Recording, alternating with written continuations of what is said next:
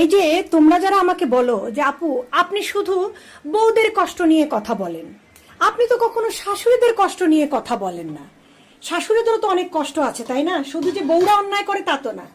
তো বন্ধুরা, আজকে আমি তোমাদেরকে শাশুড়িদের একটা খুবই বড় কষ্ট নিয়ে কথা বলবো।